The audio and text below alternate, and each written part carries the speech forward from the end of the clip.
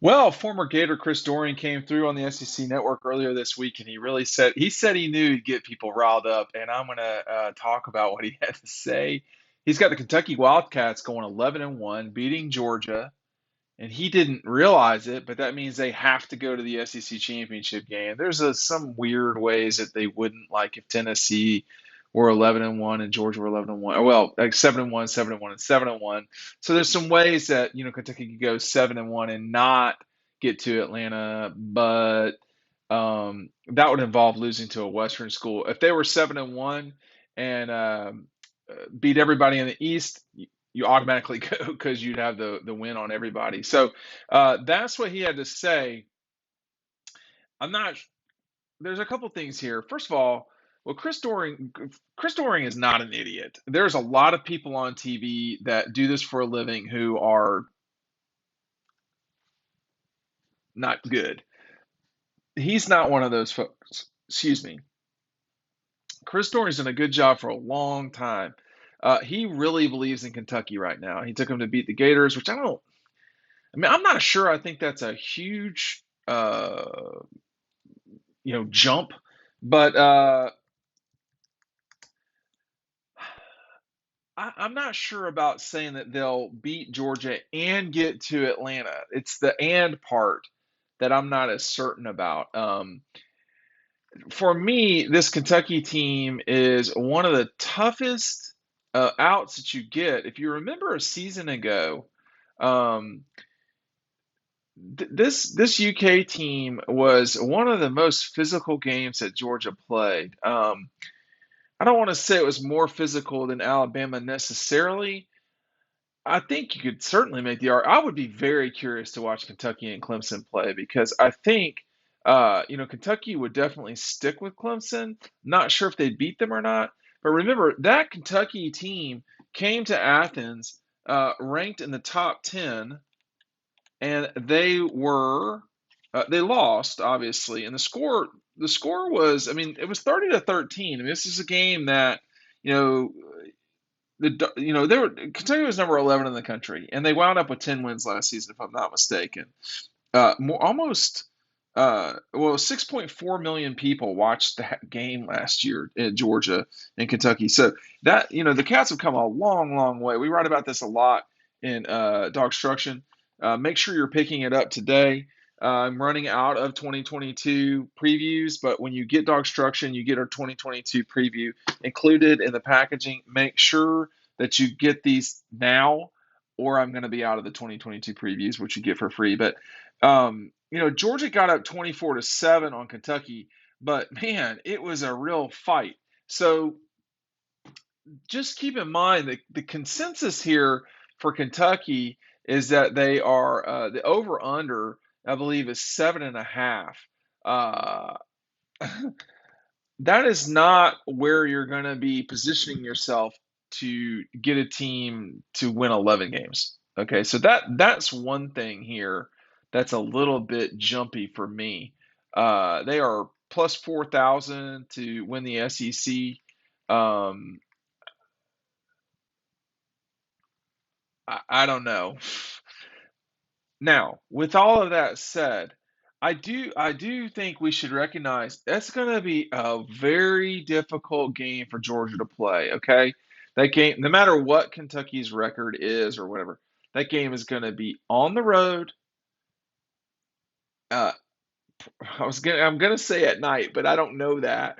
On the road, and it's gonna be very cold. This is gonna be the first time Georgia plays in very cold and actually playing in the elements, not Indianapolis. But it's gonna be the first time they play in very cold since the Missouri game in 2020, which I was at, and it was freezing that day. So Georgia blew Mizzou out, but I think what Chris is trying to say is that Kentucky's a really good team. 11-1, I'm not sure I get there with Kentucky. I do think they can beat Georgia. I don't think that's out of the question at all. Um, but I think the part that I have a harder time believing is that Kentucky is going to go 11-1 because I've watched them long enough, even with Stoops, who has been a great coach for them. They managed to get into some tussles that they kind of shouldn't. They play Mississippi from the West. They can lose that game. They could lose to the Gators. Georgia, Mississippi, South Carolina, Tennessee. There's a lot of games they can lose. Now, they're not going to lose all of them, but to predict they're 11-1, I'm not sure I'm ready to go down that path. But Georgia this second is a 17.5 point favorite over Oregon. They are about a 17-point favorite. You can get this line right now over South Carolina on the road.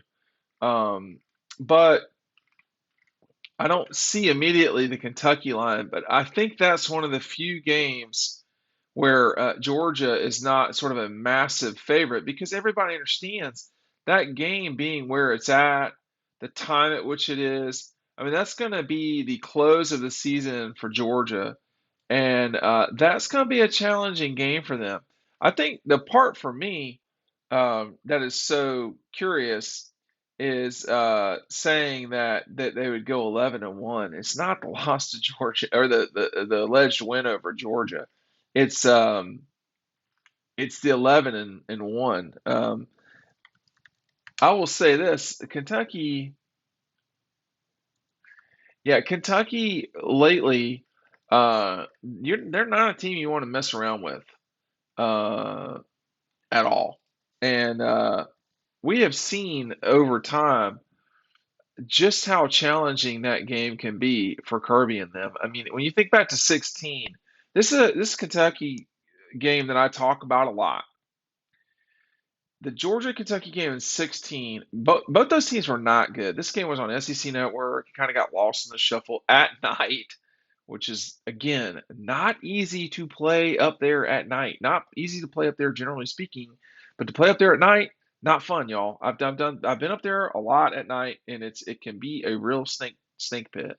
But in 16, when Kirby and them went up there, I mean, Jacob Eason had to take them down the field to win the game. They nearly got down a significant margin, but Kentucky had to kick a field goal to tie the game rather than get a touchdown to win it. You may remember that game, you may not. I'm not sure.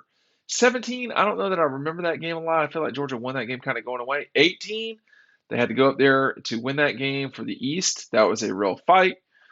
19 was a 21-0 win in Cole. I mean, that was miserable now. That was not a fun game. Jake Fromm, that was one of the worst games he played. In 20, they won 14-3. I don't know if you remember that or not. And then a season ago, with the 20, what was it, 34 to, no, I think it was just 30. Yeah, it was 30-14. And that was one of the closest, 30 to 13. Believe it or not, that was one of the closest games Georgia played all year. And um, I, I don't think Chris Doering is just trying to stir the pot. I think he really does believe in Kentucky. He made that clear. I think Kentucky's going to be good too. I think they can win 10 games. I just don't think they're going to win 11 games in the regular season. I am also skeptical they'll beat Georgia. I'm just saying that of all of the things, that's the one that it's the 11-1 part for me. That's a little bit much. I think the problem too for Kentucky in the matchup with Georgia is the matchup. They play a similar style as the Dogs. They are a physical team that um, if styles make fights, these two are basically heavyweights, throwing haymakers at one another. It's not an ideal situation to get into. And in the past, Kentucky, of course, before Stoops got there, was a much more of a kind of a I hate to even say it, but a finesse team. These guys are not finesse. They're ready to fight you all the time. But I think that doesn't help them um, in these fights with Georgia because that's the way Georgia plays, and that's the problem is when you get into the same fight and the other guy has better players, and Georgia does have better players than Kentucky. That's where playing the same style can be problematic. But I don't think it's outrageous to say that Kentucky had beat Georgia up there. I do think it's a bit out on a limb to take the Cats and say they're going to win 11 games in a season. That's the part I don't buy.